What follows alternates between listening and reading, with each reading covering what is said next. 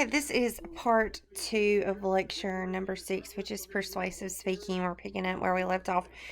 We left off discussing those logical fallacies, or common fallacies that in reasoning that you have to watch out for. We're going to talk a little bit about ethos and pathos as well here to kind of close everything out. So, appealing to ethos, like how in the world do you convey that you have good character, or that you should be believed, or your credibility? Like, how does that come across in the speech? Well, we've talked about that, I think, prior,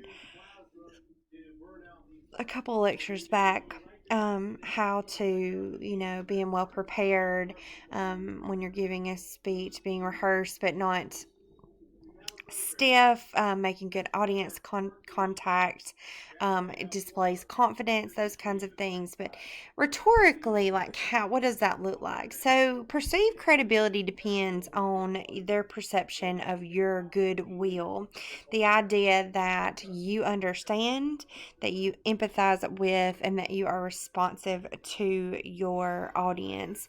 When an audience can believe in your goodwill, they're more likely to believe and more willing to believe in what you are saying.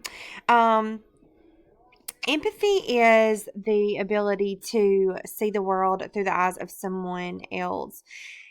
This concept is not just because you empathize with someone doesn't necessarily mean that you accept their views.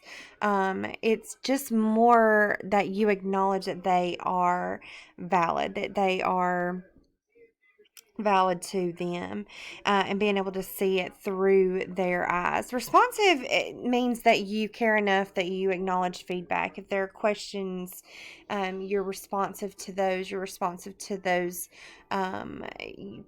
needs of your audience. So, how do you convey competence and credibility? First, explain your competence.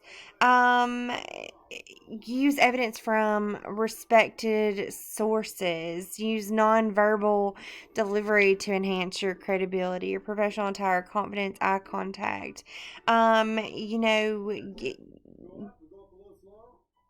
you want to leave no doubt in their mind that you are the best person to speak about whatever it is that you are speaking about. The derived credibility that the audience perception during the speech. And then finally, pathos, those are those emotions. We're more likely to be involved with a topic when we have an emotional stake in it. Emotions are the buildup of action specific energy. And you can evoke both negative and positive emotions, but that there too, you have to be very careful. It all has to be very strategically done. Fear. We experience fear when we perceive ourselves to not have any control over a situation that we are currently in that's threatening us. If you evoke fear in your audience, they're going to be more likely, more motivated to hear how your proposal or your whatever it is that you're trying to persuade them to do can eliminate the source of that fear or allow them to escape from it. Guilt. We feel guilt when we personally violate a moral, ethical, or religious code that we hold dear. We feel guilty. We're motivated to make things right or to atone for our transgression. So if you can evoke guilt, like how can your proposal help them make things right or atone for their wrongdoing? Shame. We feel shame when a moral code we violate is revealed to someone we think highly of. When we feel shame, we're motivated to redeem ourselves in the eyes of that person. Anger, when we're faced with an obstacle that stands in the way of something that we want, or when someone demeans us or someone that we love, we experience anger. You have to be careful with anger because it's one of those ones that anger, once you incite too much anger, those reasoning processes become short-circuited. Take two high school boys, for instance, how it can escalate very quickly to throwing hands. You have to be very careful with anger, because that little trigger can be short circuited, that moves beyond what's a healthy level of anger to where you're motivated, or to the part where your reasoning process is shut off and you want to throw some fists at somebody. So you have to be careful with that one. And really, all of these, you have to be very careful. The balances have to be correct. Sadness. When we fail to achieve a goal or experience a loss, we feel sadness. And speeches that help us understand or find answers for what has happened can help comfort us and help relieve that unpleasant feeling. So, again, working on the balance. If you're using those negative emotions, that you're using them strategically to your benefit to help persuade your audience in the direction that you want them to go.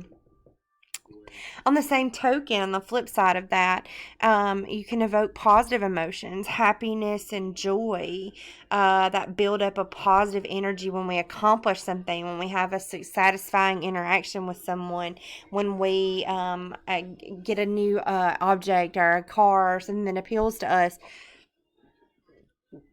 That is that positive energy. So you can evoke happiness or joy in your speech. Pride is one of those things, we feel it's related to feelings of self-worth, like feeling good about ourselves, and taking pride in what we're doing. So when we experience satisfaction about something that we or someone that we care about accomplishes, we're going to feel pride. How can you evoke those positive emotions of pride? Depending on, again, sometimes these are not appropriate for your particular topic. These are we're just kind of going through the different things within those rhetorical appeals, just kind of breaking them down. You use everything strategically. Strategic use always. Relief. When a threatening situation has been alleviated, we feel positive emotion of relief. Use relief to motivate audience members by combining it with the negative emotion of fear. I'm going to talk to you today about the dangers of, what this drug that you take the first time, and it can cause death. But I'm also going to talk to you about how to recognize that drug or pull yourself out of that situation. So, using relief with fear can be a very uh, persuasive, I guess, is the best word, tactic. Hope.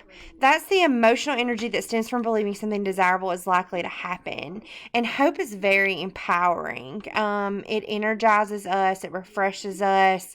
It helps put us back on the track. It helps us take action to overcome the situation. And then finally, compassion.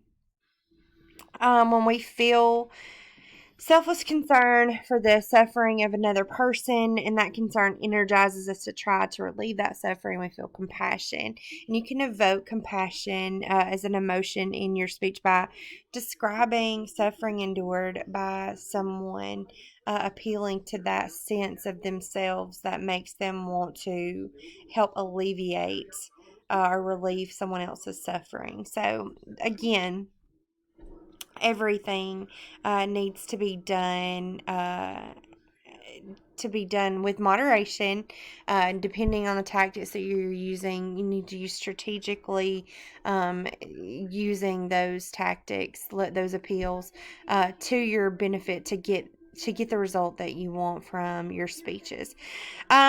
So we want to either convince, which to reinforce or to change an audience's belief or attitude, or do we want to actuate and spur them to take action? Those are those two main points, and everything that we kind of talked about today is how to set up a persuasive speech that will do one of those two things.